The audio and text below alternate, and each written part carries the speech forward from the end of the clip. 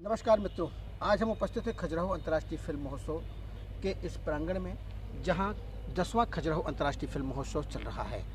आज हम ऐसी शख्सियत से मिलने वाले हैं। हालांकि इसके पहले हम आपके कई ऐसे कलाकारों से मुलाकात हमने आपके बीच करवाई, लेकिन आज हम ऐसे शख्सियत से मिलवाने जा रहे हैं जो मंच के माध्यम से अपनी आवाज़ का जादू बिखेरते हैं और जो वो प्रस्तुतिकरण होती है वह सभी के लिए आकर्षण का केंद्र भी बनती है।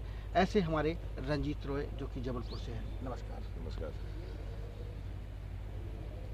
देखने में भले ही बड़ी साधारण और मामूली से लग रहे हो, लेकिन जब ये मंच पर होते हैं तो इनकी आवाज़ और इनकी जो कहने की विधा है, शैली है, वो अपने आप में अलग होती है। कैसे ये आपका शौक़ प्रारंभ हुआ, या आपने इस तरीके को, ये जो आपका जो तरीका है बोलने का, कैसे लाए, और ये मंचीय जो आपका संचालन है, ये विधा कहाँ से सीखी आपने? सबसे पहले तो शुक्ला जी, आपको प्रणाम। आपके चैनल में मुझे यहाँ पर स्थान मिला, इसके लिए मैं आभारी हूँ। मैं नहीं समझता कि मैं इस स्थान के लायक हूँ कि नहीं, पर मंच संचालन का आगाज़, शुरुआत अगर आप कहें तो बाय डिफ़ॉल्ट है। मैं भातखंडे संगीत महाविद्यालय में संगीत सीखने गया था स्कूलिंग ख़त्म करने के बाद, और मैंने बीम्यूज़ किया वहाँ से। मेरे पास संगीत विशारद की डिग्री है, पर मित्रों ने और गुरुजनों ने या पारखी लोगों ने कहा कि ताल और सुर में डिग्री तो खास हासिल कर ली, पर संगीत के लिए जो निष्ठा चाहिए और जो माँ सरस्वती का आशीर्वाद चाहिए होता है, उसकी शायद थोड़ी कमी थी। और आवाज़ में थोड़ा सा भारीपन था, तो बोले मंच पे तुम रहो पर विधा दूसरी अपना लो। और एक दिन ऐसे ही कॉलेज के कार्यक्रम में माइक पकड़ा दिया गया और एक कागज़ पकड़ा दिया गया कि गैदरिंग जो होती है कॉलेज की, वार्षिकोत्सव, उसमें आप मैं हमारी स्टूडेंट भी थी, हमारी को स्टूडेंट, दोनों ने मिलकर मंच संचालन किया। बस वहाँ से सफ़र अनजाने में ही 30 साल गुजर गए। मंच संचालन करना अपने आप में कठिन विधा होती है। वैसे ही मंच पर खड़ा होना भी एक अपने आप में बहुत बड़ी बात होती है। कई तो लोग मंच पर खड़े होकर के अपनी सुध बुध भूल जाते हैं, लेकिन संचालन एक बड़ी कठिन विधा है। ख़ासतौर से अगर आप किसी का नाम भूल जाते हैं या कोई गलती हो जाती है कुछ भी, तो लोग बड़ी उससे पकड़ते हैं। तो आप कैसे उस पर अपना लगाम रखते हैं? मंच संचालन के आधारभूत कोई नियम नहीं होते, पर कुछ मापदंडों पे आप अगर अपना ध्यान रखेंगे तो ये गलतियाँ ऐसे सुधर भी जाती है और लोगों को पता भी नहीं चलता। गलती सुधार जो होती है उसे पता नहीं चलता। जो आधारभूत 3 या 4 मापदंड हैं, उसमें सबसे पहला होता है कि आपके पास कंटेंट, जिसके बारे में बोल रहे हैं, उसकी पूरी जानकारी जितनी हो सके वो। दूसरा, आपके भाषा पर कितनी पकड़ है। तीसरा, आई कांटेक्ट बोलते हैं। आई कांटेक्ट अगर आपके सामने ऑडियंस से है तो आपकी 2-4 गलतियां चली जाती हैं, पर आप उनको समझ पाते हो कि मुझसे गलती हुई। तो जो रियलाइजेशन होता है ना, रियलाइजेशन गलती हुई है चूक, तो वो चेहरा देख के समझ में आता। तो आपको एब्रप्टली और प्रॉम्प्टली उसको ठीक करने का मौका दूसरे तरीके से मिल जाता है। और यही तो शब्दों का खेल है कि थोड़ा सा घुमा दीजिए आप उसको। अगर मैं राजीव शुक्ला जी का राजीव भूल जाऊं, तो शुक्ला के बाद महाराज जी लगाना मेरा कर्तव्य हो जाता है, और अपनी गलती त्रुटि सुधार जो है बड़े सुंदर तरीके से हो जाती है। मंच संचालन में कई बार लोग शायरियों का भी उपयोग करते हैं, वो कहाँ तक सही है? नहीं, शायरी और सबसे पहली बात तो शुक्ला जी है, शायरी और कविता दोनों अलग अलग जगहों पर उनका उपयोग करना, दोनों अलग अलग स्थान पर और अलग अलग मंचों पर। एक साथ कविता और शायरी, आप हिंदी भाषा में बात कर रहे हैं और शायरी बोलेंगे, तो मुझे नहीं लगता कि वो उचित होगा। आपको फिर हिंदी कविता के छंदों का उपयोग करना ज़्यादा उचित होगा। शायरियाँ जब फिल्मी गीत हो या फिर मुशायरे, मतलब जहाँ पर उर्दू की शैली से आप बातचीत कर रहे हैं अपने श्रोता बंधु सुधीजन के साथ, अगर आप इंटरेक्ट कर रहे हैं, उर्दू उपयोग कर रहे हैं, तो शायरी ठीक है।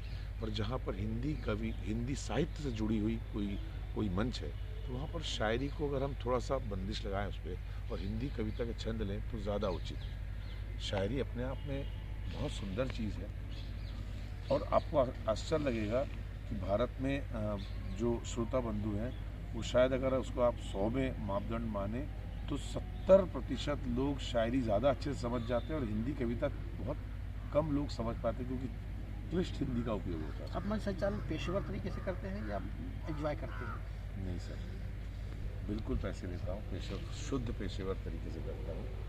तो रिश्ते निभाने पड़ते कहीं कहीं, तो वहाँ पर तो अब आप ही के घर में कोई कार्यक्रम होगा तो मैं आपसे पैसे तो मांग नहीं सकता, पाप लगेगा। एक तो ब्राह्मण, ऊपर से मित्र और इतने घनिष्ठ मित्र, तो हाँ कुछ छूट जगह छोड़नी पड़ती है, पर मैं एंजॉय तो करते हैं आप पूरा? हाँ, काम से। मंच संचालन मेरा पैशन हो गया, मेरी ज़िंदगी। मतलब मेरी आपकी भाभी कई बार कहती, जब रात में हम प्रोग्राम करके आते हैं 1:30-2 बजे, तो कभी कभी निकल जाता, छोड़ दी मेरी सौतन ने,